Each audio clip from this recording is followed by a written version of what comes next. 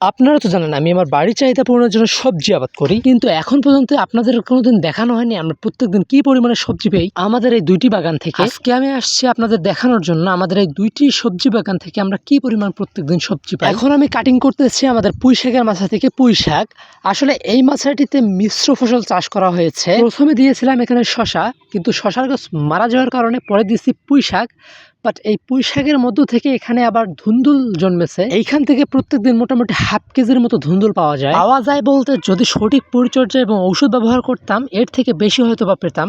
But আমি কোনো ঔষধ কিংবা কীটনাশক ব্যবহার না করার কারণে প্রত্যেকদিন দুই একটা পাই। পোকামাকড় তাড়ানোর জন্য বিভিন্ন ঔষধ পাওয়া যায়, সেগুলো ব্যবহার করা যায়। আমি চেষ্টা করব এরপরে আমার এই মাছায় পোকামাকড় তাড়ানোর জন্য তাবিজ আমাদের গ্রামের ভাষায় বলে, যেটা পোকামাকড় তাড়ানোর জন্য একটা ডগা। এখন যে সবজি বাগান থেকে আমি সবজি কালেক্ট করতেছি এটি হচ্ছে আমাদের বাড়ির পেছনে। বাড়ির সামনেও আমাদের একটা পুঁই শাকের বাগান রয়েছে, তবে এই বাগানের জাত এবং ওই বাগানের জাত পুরোপুরি ভিন্ন। আর এটা ইচ্ছাকৃতভাবে করা, যাতে আমি দেখতে চেয়েছিলাম যে কোন জাতটা আসলে ভালো হয়।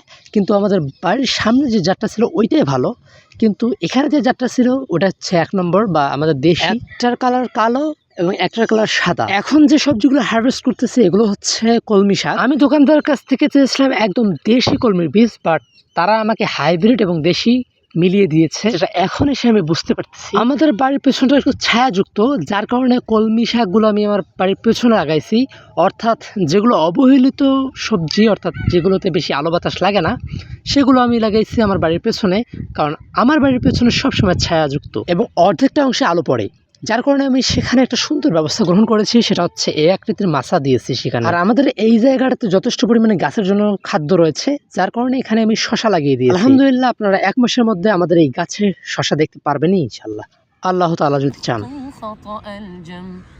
أما بان لك العيب أما أنذرك الشيب وما في نصحه ريب ولا سمعك قد صم أما نادى بك الموت أما أسمعك الصوت أما تخشى من। আলহামদুলিল্লাহ আমাদের সবজি সংগ্রহ করা এখন শেষ।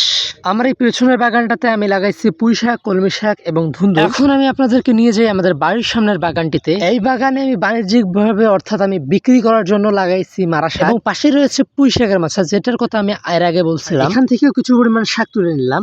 وما في نصحه ريب ولا سمعك قد صم أما نادى بك الموت أما أسمعك الصوت أما تخشى من الفوت আজকের মতো এই পর্যন্তই। আপনারা আমাদের জন্য দোয়া করবেন যাতে আল্লাহ তাআলা আমাদের এই ফসলগুলোতে বারাকা দান করে। আসসালামু আলাইকুম।